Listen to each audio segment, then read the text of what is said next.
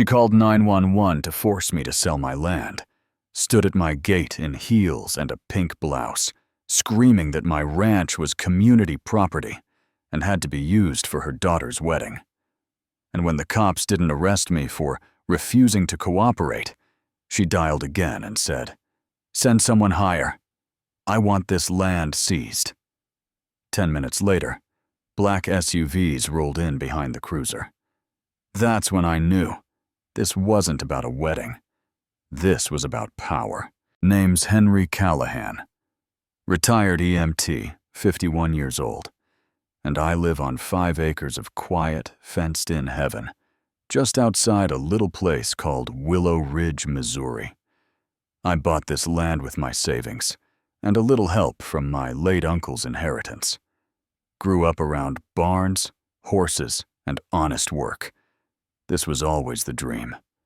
I raise rescue mustangs, grow okra and squash, and drink coffee while watching the morning mist roll over the pastures. Peaceful, until Vanessa Hale moved in. Now Vanessa, she's not just your average HOA president. No, ma'am. She's self-declared royalty. Bought a house down the road in a cookie-cutter subdivision, and within weeks had changed her title on the neighborhood app to Community Director of Development. The first time I met her was at the town chili cook-off. She strutted up to me like she was interviewing staff. "And you are?" she asked, wrinkling her nose at my boots. I said, "Henry, I own the property at the edge of the ridge." Her eyes lit up like she'd just found a winning lottery ticket. "Oh, the ranch! That place is perfect for events." I didn't think much of it at the time. Folks in town can be enthusiastic.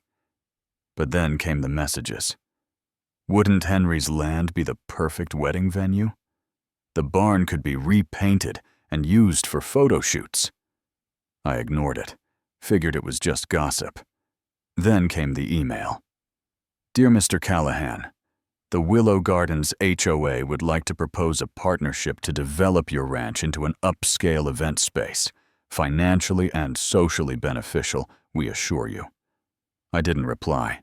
Next thing I know, she's at my gate with poster boards full of mock-ups, fountains, pergolas, string lights, even a little map with my name erased from the deed. "Henry," she said, all smiles. "Imagine this, your barn as the heart of the Willow Ridge Wedding Walk. We'll even name it after you." I shook my head. "Vanessa, I'm not interested. This is my home, not a venue." Her face twitched, but she kept grinning. "But my daughter's wedding is in 5 months. She's got followers, sponsors. We need a location." I just said, "Not my problem." That's when the friendly offers turned into thinly veiled threats. I started getting fake citations in the mail, rusted equipment visible from road. Barn does not comply with community standards. Funny thing is, I'm not in their community. My property's outside their HOA boundary by a full quarter-mile. Didn't stop her from sending drones over my pasture. I knocked one out of the sky with a rake and found a sticker on it. Willow Gardens Visual Survey Unit. Sheriff had a good laugh when I showed him. But it didn't stop. One morning, I walked out to find 3 sedans parked inside my gate. Vanessa stood on my gravel like she owned the place, pointing at my barn, while 2 men in suits scribbled on clipboards. "These are our planners," she said brightly. "We're just doing a walkthrough." I told her flat out, get out or get arrested.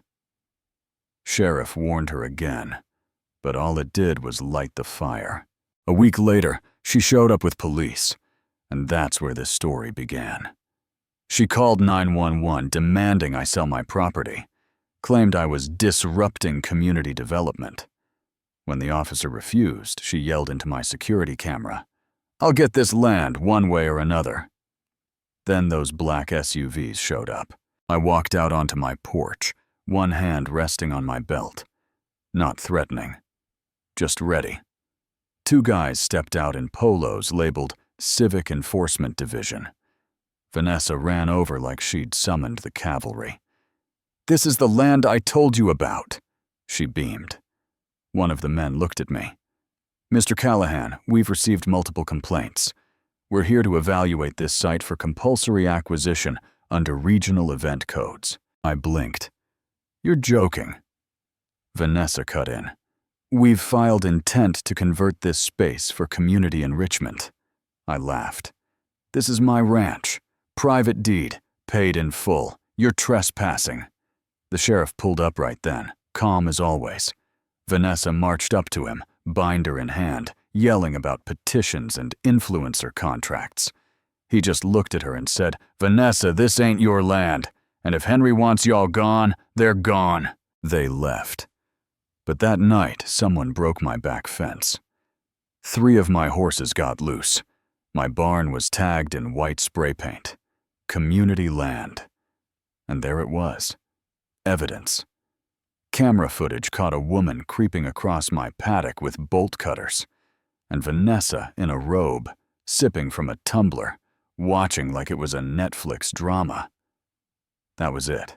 I called my lawyer. Her name's Gwen Avery, tougher than a barbed wire fence and twice as sharp. She took one look at the footage and said, "We'll bury her in paperwork." We drafted cease and desists, restraining orders, and a civil harassment suit. Vanessa thought I was just some slow-talking rancher. She didn't know I kept records. Every email, every photo, every drone flight logged with timestamps. Just when I thought things might calm down, they escalated again. A full wedding setup appeared outside my gate. Canopies, chairs, music, even a dance floor, on the public road. Vanessa stood out front in a sun hat barking orders. I blasted country rock through my speakers until the speakers rattled. She screamed that I was ruining her daughter's day. I didn't care. Later that night, I got another gate alert. Vanessa and a guy labeled venue consultant standing there, pointing at my barn. "Phase 1 begins here," she said. I wasn't even mad anymore. Just done. Next morning, county officials showed up with a zoning complaint. Said my barn was flagged for unlicensed event hosting. I nearly choked. Told Gwen, and she laughed. "Perfect. That's retaliation. We'll add it to the suit." Then came the fire. Someone set the far side of my pasture ablaze. Burned 50 feet of fence, nearly reached the barn. One melted plastic tag read, "Willow Gardens Planning, Section C." It was officially criminal now, but the twist? Vanessa's own daughter cracked. Amanda showed up in tears with a tin of cornbread and confessed. Said her mom lied. Forged emails. Pressured her to lie to police. She gave us screenshots, voice memos, and, most important, a witness statement. By the time Gwen and I got to court, we had a mountain of evidence.